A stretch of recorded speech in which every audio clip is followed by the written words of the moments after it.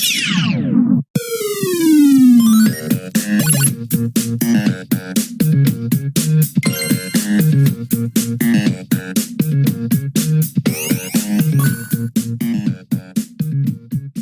and welcome to the Checkpoint Reach podcast. I'm your host Luke Eldon. Today I'm joined by Sud. How you doing, mate? I'm good today, mate. Not too bad. It's the weather's not great, but you know. Such is life, mate. In November. October. Yeah, still in October. No, we're still in October for now. Yeah, just about. Just wishing it's November. Yep. Closer to those next gen consoles, mate. Exactly. Not long now. I know. It really isn't long. So it's just a question of waiting now, but. My excitement's building now. It's definitely starting. I'm like, yeah, they're coming now. Same. So it's gradually getting there. Like a kid at Christmas. I feel like we need it. Like when I play games now, I just feel like the loads are so slow. The games are. Don't start complaining already about this. No, but you know what I think though. Now it's like the more time that goes on, you start thinking, oh yeah, well, you kind of need these new consoles now. Like, yeah, I don't know. Like games are not looking as good. They're running worse, and it's like, yeah, I just want them next gen load times. Yeah, I'm excited for the next gen, and definitely that is, as you might have guessed by the title already, what we're going to be talking about, because this is very PlayStation heavy. But before we get into the topics, make sure you subscribe and give this video a like, as that'll help the channel to grow, and we really appreciate it. But yeah, let's jump into the first topic then today, and that is on PS5. As many pre-orders made in 12 hours as PS4 pre-orders in 12 weeks in the US, which is a crazy stat.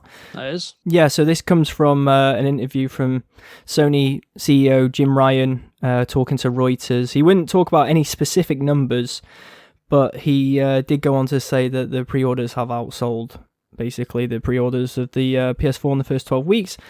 And for some context, I guess, to that, the exact PS4 pre-orders, numbers aren't known, but we know it surpassed 1 million pre-orders worldwide by July 2013, which is 4 months before the console's launch, and over 1 million PS4s were sold within the console's first 24 hours after launch.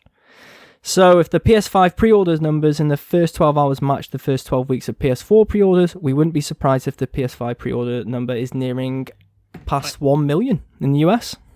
And that's just in US as well. Mm-hmm. So we're talking the PS5 pre-orders just in the US have matched worldwide PS4 numbers in 24 hours.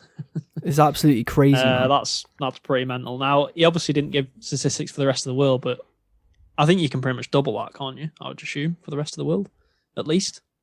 I'd guess. Europe's a massive market for them, Asia, sort of South America, things like that. So combined, I'd say it probably 2 million, maybe.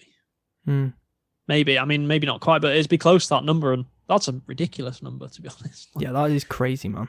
It's weird, isn't it, as well, because you think with how well the PS4 sold, you think maybe there'd be a slight downturn this generation, where it's like, maybe the PS5 will be a bit soft, but... And given the current pandemic. Yeah, I mean, it doesn't seem like it. It seems like people are, eager for these new consoles. It seems like, it has been 7 years, I guess, so 7 years is a pretty long console generation.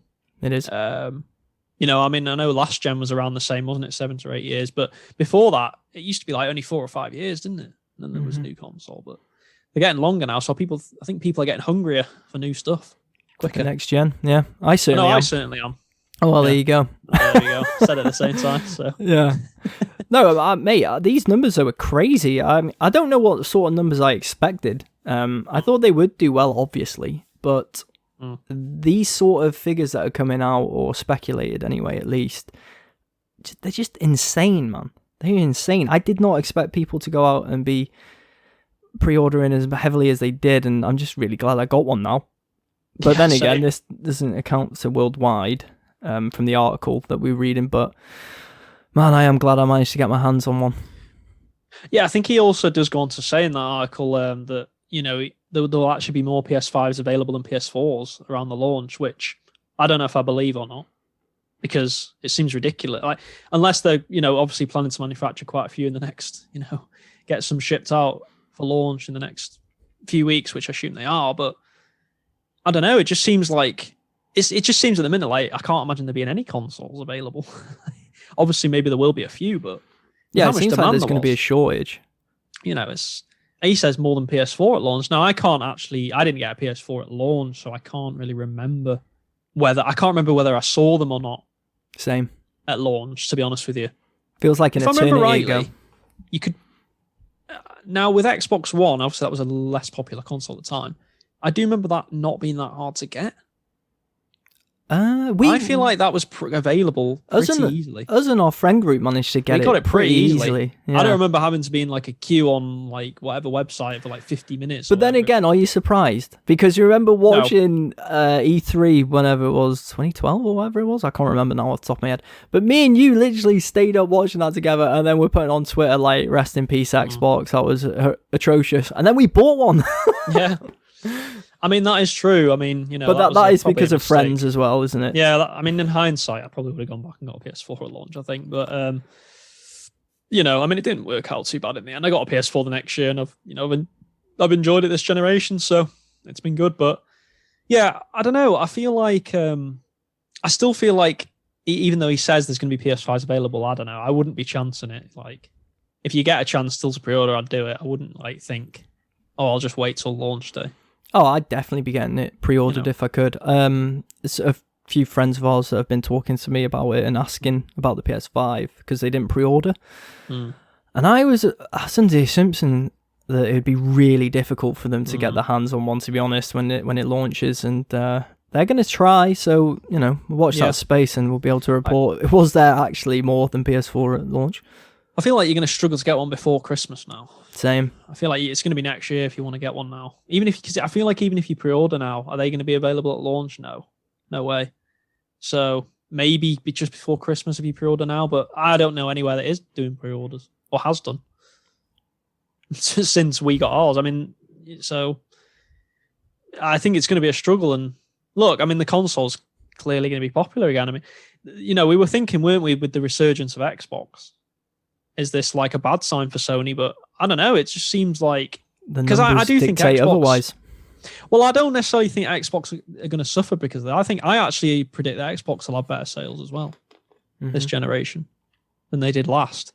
I just think that people underestimate the power of Sony and their brand. Not even Sony, is it? It's PlayStation. Really. PlayStation, yeah, and they've got the market share. They've already got a big user base, and I think it looks like it might even expand this generation. So, see, the thing I always pose is, if you were a PlayStation player, whatever terminology you want to use, and you have been through the last generation, what really is going to make you swap? The Bethesda acquisition might make you more interested. Game Pass might make you more interested. But is it enough to sway you completely, considering how good the generation was for the PS4? I don't know. I think my prediction on what's going to happen is I think that Xbox Series S is going to get a lot of sales. Well, you can still pre-order it though now. What I mean is, though, I think they'll start mass producing more because apparently it's not been produced as much as the X, has it? There's not as many at the minute. But I think come next year, I just think over time that S, as games come out exclusives, it'll pick up. I think it'll be a lot of people's secondary console to the PS5, and maybe like if you get a Switch or something like that, maybe a secondary console to that as well. Because I just think I think like maybe it's even part of Microsoft's strategy to be like, well, okay, we know a lot of people are going to have PlayStation as their main console, but here's a Series S. You could have this as your secondary console. Well, it appealed to us. Look how that worked for the Switch. Yeah, by the way. True. Because how many people only have a Switch and nothing else? Not many. I don't think. Most people that have a Switch already have an Xbox or a PlayStation. Yeah, feels a bit different though with like Xbox and PlayStation. It just to, I don't know, to have a secondary console, but it has appealed to us too because we've both bought an S. Yeah, I mean, we've basically done what, if that was the strategy, it succeeded with us too. Yeah. Because we kind of like, I mean, a lot of it, to be fair though, I would say if we didn't, this is a good question for you. If all your friends were only on PlayStation, would you even have bothered? That's what I was going to say. No. Yeah. Would you have even bothered? No. Maybe a few years down the line, you might have bothered if there was exclusives you wanted to play, but you wouldn't have got one at launch. See, in my head anyway, I've decided that the PlayStation 5 is going to be my single player console, and my Xbox Series S is essentially going to be my multiplayer console. Yeah. So the big single player games you'll obviously play on the PlayStation, and then I know games like your FIFAs or your CODs and all that. Yeah. So just seems to make that makes sense. Yeah. Well, I think a lot of the times as well, to be fair, buying consoles, what dictates it is usually where are your friends as well. Because let's be honest, we touched on it before. We bought the Xbox One because all our friends were getting the Xbox One. I can't think of anyone who was switching at the time. No, because we were 360 players. But yeah, we ended up being like, we'll just stick with Xbox. But because you don't want to be on a, well, some people might, to be fair, but I don't want to be on a console where it's just lonely and I've got no one on there, and I check, like, you know, your WhatsApp groups and everyone's like, yeah, you coming on to play, whatever. It's like, I want a piece of that as well. I think it's slightly different for me in terms of, like, I like, if like you weren't getting a PS5, I wouldn't have cared that much. I still would have got one, if that made sense. Mm-hmm. But at the same time, you know, it's nice to get the S to play the odd game. You know, I don't know when Halo comes out or something, or, you know, the next Gears, or, you know, I'm sure we'll all give it a go and play it. So it'd be nice to play games like that, you know, with mates and 100%. Or whatever game it is, you know, because I guess they'll just be random games on Game Pass where it'll be like, oh, do you fancy playing this or something, you know, or and Game Pass is such a good platform. Another reason, isn't it? We've got to say that's another, probably not the main reason, but the secondary reason why it's worth getting one of these consoles, because for $11.99 you're going to be able to play all these games. I mean, well, sorry, it's not even $11. You know, the Ultimate's $11.99. If you just want the normal Game Pass, it's £10, isn't it? So, you know, I think you think about when the next Elder Scrolls comes out, the next Fallout, the next Wolfenstein, Doom games, you know, Halo, Gears, whatever it is, you know, there's going to be a lot of games to play on Game Pass, and there'll be random third-party games on there as well. There always is, isn't there? There is. So it's worth it even for that, to be honest. Yeah, it's good value for money. So, and for me, we paid $250, didn't we? Obviously, yeah, £250. So that's a steal, because okay, it's not going to be as powerful as the X, but I mean, especially for you, you're going to notice a big difference from the original Xbox. The OG Xbox has lasted me a long time. It is time for an upgrade. You know, I don't feel like I need a Series X because, you know, I'm going to have the PlayStation 5. That's going to be the game where I want my graphical fidelity and all that, you know, on the big AAA games.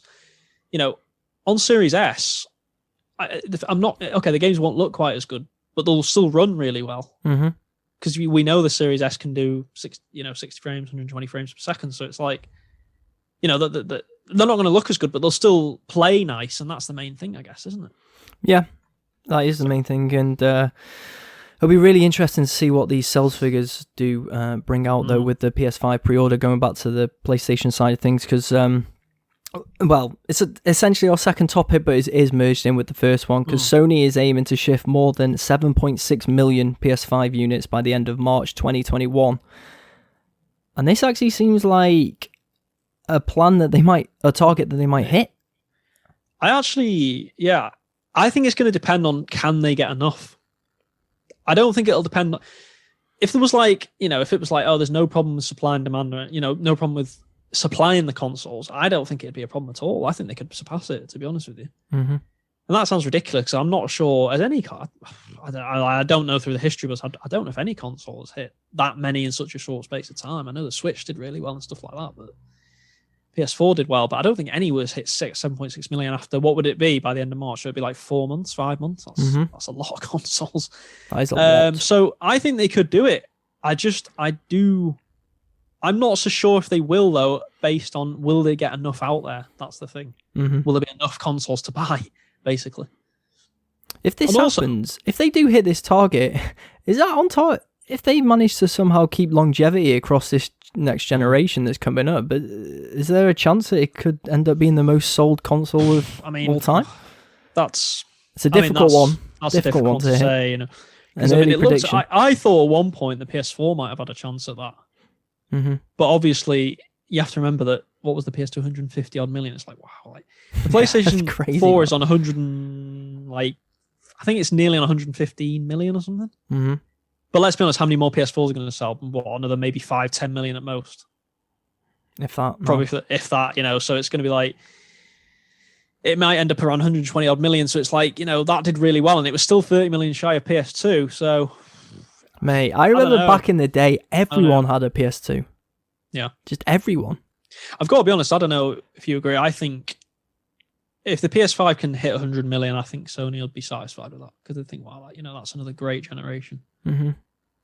I mean, you know, because you just never know, do you? Because will PS5 have this? If PS5 has the strength the PS4 did software-wise, I think there's a really good chance. Keeps hitting the games out of the park. They could match or surpass PS4. It's going to be tough. PS4 did do well for a long time. It depends on the longevity. It depends on a lot of factors. Well, if Xbox, improves and improves and improves, that might slow down PS5's pace. But no, I mean, I if you ask me right now, I find it very hard to see how the PS5 won't sell a lot of units. It definitely feels like it's going to do really well. I mean, like, these numbers that are already coming out early on suggest that. Like you said, depends on longevity and some other factors, as well as like first party titles. But I think they could sell more than the PS4, but hitting the all time, that is going to be very difficult. It depends on the games, I think. It would, yeah. Because look how many PS4s sold when God of War came out. Look how many PS4s sold when Horizon came out, and Spider-Man, if you remember all them bundles where it was like the Spider-Man console, it all helped, didn't it, to increase the sales? It did. So, just depends to me, I think. Yeah, it'll be interesting to see how that all plays out. But obviously, we had some news as well this past week. A game that we won't be playing on PS5 at launch anyway, unfortunately, is Cyberpunk 2077. We did put out a little video about that. If you want to see our initial reactions, check that out. It's on the channel. But yeah, what are your thoughts now that you've had a few days to let it digest, I guess? Yeah, I think it's one of them that obviously at the time, I think we were both a little bit gutted, weren't we? I think we were both like, it would have been nice to play it. I don't know about you. I would have been tempted to play it as my first game, possibly. The temptation would have been there. Yeah, I don't know what I'd have done.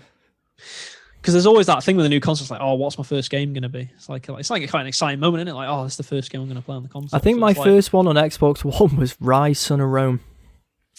Yeah, I can't remember what mine was. It might have been Rise, or it could have been like Battlefield 4 or something like that. I remember trying Battlefield 4, but we couldn't get in a game. Yeah, I remember that as well. Yeah. What a mess. Dead Rising, I think. Dead Rising 3. Yeah, we played that together as well. Maybe that was one of the first games, but yeah, I feel like this time it's going to be a bit better than that. Actually, I didn't mind Dead Rising 3, but Rise was okay. I didn't like Rise. But I feel like, with Miles Morales and Assassin's Creed and stuff like that. But anyway, going off track a bit. But yeah, Cyberpunk would have been a contender. Now that I've had time to think about it, I actually don't mind as much now, because I'm thinking, well, I'm going to be playing Assassin's Creed and Miles Morales 100% as my first two games.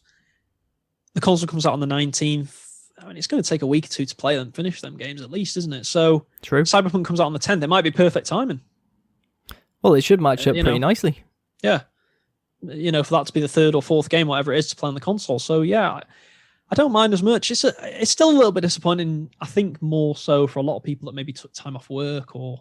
I've seen a lot of people replying saying they took time off work, and that is very disappointing if you are one of those people.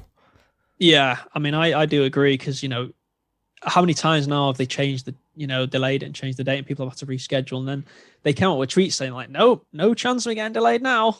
Well, didn't you? That was you told me a day ago. You told me after we finished recording that video that a tweet came out from a person asking Cyberpunk and CD Projekt Red, am I all right to book these days off? There's no more change, like a day before, and they went, yeah, book them off. Yeah, no worries, book them off. Yeah, and then it's like, and then they replied. I think they replied to that tweet with a little eyes emoji or something, or it's like. And a sad face. It's like, I just wouldn't have replied at all. I don't know if that was the right thing to do, because if I was that person, I'd be fuming with that. I would, really would. I mean, the PR damage control was in full flow. That's for sure for the last couple of days. Absolutely. I would have been annoyed as well if I took time off, but I haven't. Yeah. No, same. So I am in the same boat as you, to be honest. I see it as a disappointment, but it's one I can live with. There's plenty of games to play in the meantime, so that's fine. And then hopefully by the time I finish them, like you said, they should time pretty nicely. Actually, I just going to say this. Do you remember that game, Bug Snacks? That was yeah, it's free now. It's free, isn't it? Yeah. So, I'm going to give it a go. Yeah, I was going to download it, but for free, it's. I actually quite like the fact that they're giving away a game like that for free at launch. That's cool, isn't it? Because it's like at the end of the day, like they're not going to be giving. They're never going to give away like Miles Morales, are they, on PS Plus or something? So no, it's nice to have like a smaller game that you might not like it, but it's worth trying out. Hey, Fall Guys was great. Yeah, no, exactly. I mean that's. And you think back to like Rocket League, that was originally on PS Plus. What a great PS Plus game that was. Yeah. When it came Rocket out, League's such a good game. on Fall Guys, they're probably two of the best, to be honest with you. So I look. I don't think Bugsnax is going to be a game of the year contender, but I'll give it a go. Why not? Hey, to be fair, not every game has to be. No, a game just has for to a few be hours, enjoyable. mightn't it? Yeah, a game just has to be enjoyable and give you the chance to escape. Bit of escapism. Yeah. And the game seems like it's really trying to be like a meme, the game, doesn't it? Mm. So we'll see how that works out. But I think it's smart Sony giving this game away for free, because I think it's the sort of game, to be honest with you, that might have struggled. And obviously now they're going to get some money from Sony. So they are. They're going to get money, and the more people that play it, hopefully some good word of mouth. Yeah. But yeah, be interesting anyway to see how everything plays out. And like we said with Cyberpunk, it is disappointing, but we're okay to wait. Let's just hope there's not another delay. Might change my mind then. Yeah. Right, let's move on to our last topic of the day, and that is Xbox related. And Xbox has tested Series X and S backwards compatibility for 500,000 plus hours. That is a long time. I don't know if I could be bothered with that. The article says that Microsoft confirms that every game playable on the Xbox One from the original Xbox 360, and the One itself will also work on its next-gen consoles, the Xbox Series X and S, at launch, except for Kinect games only. They won't. That's a shame. No. Don't think anyone's disappointed by that. Yeah. If anything, I think that you can't, I'm glad that Kinect's just abandon Kinect and never talk about Kinect ever again, because this is a bit of a tangent, but let's be honest, Kinect ruined the Xbox in a way, didn't it? It did. I mean, a lot of Xbox's problems stem back from that first. Do you remember the first Kinect on 360? I got that. Yeah, and that was the turning point when they stopped making proper games for a while. Yeah, that was. And there was that horrible Fable game that was on. Oh, was it Fable Heroes? Yeah, I don't know if it was Fable Heroes or Fable something or other, but Legends or something. Something like that. I don't know, but it was. And then there was just, to be fair, I remember Kinect Sports being decent, but apart from that, the rest of them were terrible. There was that Disneyland game, and it's ugh. Kinect Sport was a laugh with the family, but that was about it. Fun. Yeah, Kinect Sports was fun, but wasn't going to play it on my own. no, but and then you remember it was bundled with Xbox One, so I've still got that. I know, but I'm just so glad you won't be able to use it. I don't think you can use it with the Xbox. I might be wrong on this, and no one quote me. I'm not 100% sure you can even use it, can you, on the Series X or Series S? I don't know if you can. So I don't know, but let's hope you can't, because I got a lot of use out of it actually, as a voice control remote. Essentially, you still use it now and again, don't you? Well, yeah, only to say Xbox on, Xbox off. Let's hope you can't do that anymore, because it should be in the bin, hopefully. Well, I think it is dead. But yeah, let's. What do you think then? That's good news. I mean, well, it's funny you say about I couldn't be bothered, but I'm assuming it was more than just one person. Can you imagine just one guy, 500,000 hours? Yeah, mate, I couldn't be bothered being on that team though. Oh no, doing the tests would be. Yeah, that wouldn't be a fun job at all. No. I'm assuming it was quite a few people. I'm assuming they had a dozen. Yeah, they'd have had a decently sizable team. Literally going through. Can you imagine going through some of the horrible games you'd have to play? Because it's people go, oh, you could get to play good. Yeah, but you'd have to play some horrendous games again. Literally terrible, the worst games on the store. What sticks out? I mean, you've played some awful games in your time. I probably have played. Oh, mate. Hell, I'm just trying to think, some of the, yeah, exactly, games like that, but there's probably worse. Imagine playing some of them mobile type games, where they're just awful mobile ports that they bring across because they're cheap. What about Viva Pinata? I mean, that'd be good. I'd love to play that. Oh, was that a good game? Viva Pinata's great. I know it's kiddie, but to be fair, the fundamentals of that game are actually good. Oh, it's a really good game. There you go. You might not agree, but back in the day when you were chasing Gamerscore. Yeah, I loved it, mate. Viva Pinata. It was fun though. It was actually a really good game. I actually really enjoyed it, but yeah, I'm just trying to think. Yeah, that's it. Because I remember there's going to be some. Obviously, they'll be testing the 360 games as well, won't they? They will, and the original Xbox games as well. The original Xbox games. So there's got to be some stinkers they've had to go through there. Yeah, there would be a load. I mean, if you're playing over 500,000 hours worth. They say though, don't they? Pretty much, it's great because every single game apart from the Kinect games, which is fantastic. Mm-hmm. And what's great about what the Series X and S are doing is every single game is enhanced. Yeah, pretty much naturally just through the console. And to be fair, I think. See, this is where I get a bit confused because will that be the same with Sony? Now we know. I think, do you remember there was like that list of like 10 games that weren't compatible or something? Yeah, I see. And to be fair, none of them were big games really, were they? They were kind of, a lot of them were small games. How far does Sony's backwards compat go? Well, this is what I was going to say. I mean, well, it only goes to PS4. So no PS3, no PS2, no PS1, which a lot of people were surprised about. Not surprised, but obviously a little bit upset about. But I wasn't that surprised because... Mate, I'd love to stick in the Metal Gear Solid 1. I've still got that. Yeah, that's, I mean... But it's not going to be. Yeah, obviously that's not going to happen. But it is good to see, obviously, the PS4 games are all going to play mainly. Mm-hmm. You know, apart from 10, which I don't think many people are bothered about. There's not many great games in there anyway in that 10. So I'm just... the only thing I would say is, though, I don't know if it's going to have the same enhancements, some of the games, as the Xbox One does, because we haven't really heard from Sony about what their plans is for enhancements. Mm-hmm.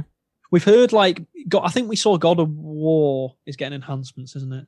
Yeah. And Spider-Man, obviously. Spider-Man PS4 is getting a remaster and enhancements as well on the original one. It is. And a few of the, I think most of their can't talk.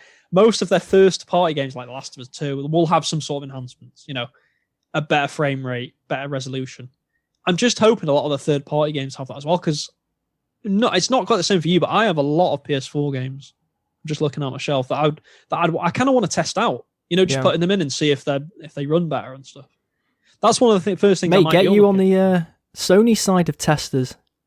You'll do 500,000 hours. That's what I'll be doing. I'll be like a tester, because I'll be putting a lot of these games in on the PS5 because I want to just see like how much better they run and how much better they look. Because it's like, let's be honest, that's an enticing thing, isn't it?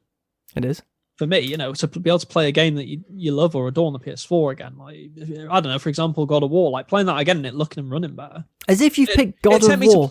Mate, as if you picked God of War. We put it on our most overrated list. Okay, Horizon Zero Dawn then. There you go. There you go. I'm just saying, like, you know, if you play Horizon Zero Dawn again, because I sometimes think, yeah, I'll play Horizon again because it's a great game, and I've got the DLC to do. So it's like, if I can play that game again and the frame rate's better and it looks better, then it's a win, isn't it? It's like, oh, it's a win-win. That's fantastic. So, well, I must admit, with the Xbox side of things, though, I am really glad to hear this, because with the S, obviously, there's some games back that I've still got in my library that if the S is going to enhance, even better. But just going back and playing like Knights of the Old Republic, Fable games, Fables, or even the old GTAs.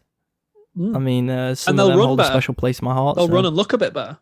Yeah, so I can't complain with that. Because let's be honest, some of them old games don't run well, do they? They don't run well at all. Like, yeah, but I mean, you know, it was the time they were made. But I'm thinking like Fallout 3, oh my God, it runs horrendously. Like, the frame rate is so bad on games like that. And if they can enhance games like that to 60 frames per second or whatever, that'd be amazing. Yeah. It'd feel like a different game almost. So, it actually would. Well, you're getting a different gaming experience. Yeah, that's what I mean. So that's one feature. I don't know about you. I like that feature, the enhancements to old games. I just think it's a cool feature. Yeah, it's definitely a good feature to have. I like backwards compat in general. I'm surprised it's taken us this long, really, to get them to just go for it from launch. Like, why wouldn't you? Xbox obviously started, didn't they, back in like, what was it, 2015 or something, when they announced backwards compatibility. Yeah. And but back in the day, your PS2 could play a PS1 game. Yeah, no, I know, and I just think it's the way maybe the consoles were made and stuff like that. Obviously, the PS3 had weird architecture, didn't it? That a lot of developers struggled to develop for the PS3. Right. That was one of its problems. So it was struggled with like things like that. And that's actually why you can't get PS3 games. They can't get PS3 games running on PS5, because the architecture is so different to what we're using now with these consoles. Whereas the PS4 to PS5 and Xbox One to Series X, it's very similar architecture. Right. Basically like PC architecture. Okay. They're basically PCs, aren't they? These consoles now. They essentially are yeah. PCs. They're pretty much like high-end PCs, I guess, now, or mid-range PCs. So probably more mid, I would guess. Mid to high, I'd say now. They're not the highest, but they are definitely like not the highest. Up there. Yeah. So these new ones will be anyway. So I just think it's cool, and you know, fair play to all them testers. Yeah. On the Xbox. Well, Xbox, I assume PlayStation side as well, because I assume they'll have had to test. They'll have had to test as well, because, you know, if every game apart from 10 work, then that means they've tested them and they're the 10 that don't work. So true.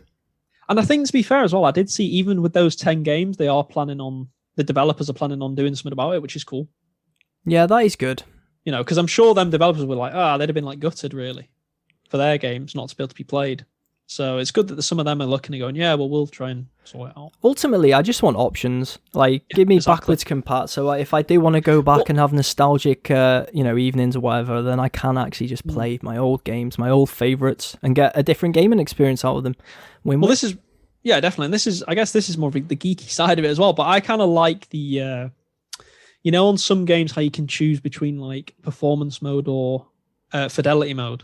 I love that because it's like that. Basically, you can kind of, well, what sort of game are you? Do you prefer like how the game looks, or do you prefer how the game runs? And I guess it depends game on game. But for a game like COD, for example, you'd choose the performance mode, wouldn't you? Every time, surely. Well, because exactly, like because you're thinking like you want to be able to move quicker and the game not lag as much. So and gain every little bit of advantage you can. Yeah, but then for maybe like a single player game, like I don't know, I'm trying to think of something like.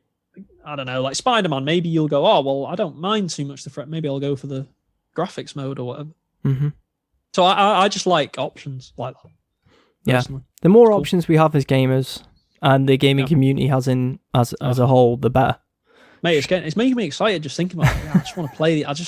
So like, I mean, where are we on now? Yeah, we're like 3 weeks away. I think we're 3 weeks away from the PS5 and even less for the Series S. So. I'm still disappointed with that. How is the PS5 not global launch? It's so annoying. And the Xbox One is. We should be playing it on the 12th, and it's the 19th for us. Yeah. But it's only the only good thing is we will have the S to tide us over for a week, so True. It's not the end of the world. Yeah, it's not. I look forward to playing some of them Game Pass games. So. Oh, mate, I just can't wait to have my load times increase by God knows how much quicker it'll be than my original Xbox One. Oh yeah, 100%. I've been looking at some of the videos, where people I've seen they play on the Xbox original, Xbox One X, and the Series X, and some of the load time differences are insane. They are. I remember quickly just one. I think it was Monster Hunter World or something. Like what the difference was ridiculous. It was like almost a minute and a half on the original Xbox. Then it was like a minute on Xbox One X, and it was like 15 seconds on Series S. It's like, this is like crazy. This is what we want. Yeah, just get into a game quickly. How quick is the PS5 SSD compared to the Xbox? Is it meant to be quicker? It is meant to be quicker, but we haven't seen them do tests like the Xbox have, so we don't know. Mm-hmm. But I'm assuming it'll be very similar times, maybe even slightly quicker. But yeah, they're both quick. They're both quick. So. Yeah, I mean, we know, don't we?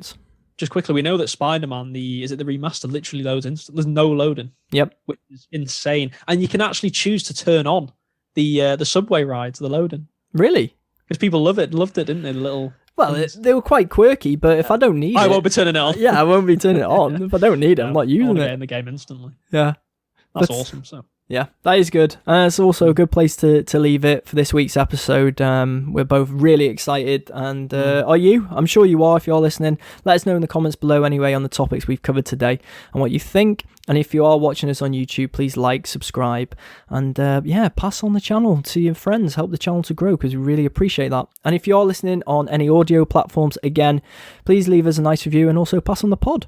And if you want to follow the podcast on social media, you can do on Instagram, Facebook, and Twitter at ChetReachPod. We're also going to be creating a Discord channel as well, so if you want to come in there and join our community, we'll put a link in the description below. We'll be playing some games, getting people involved if they're interested, so definitely check that one out.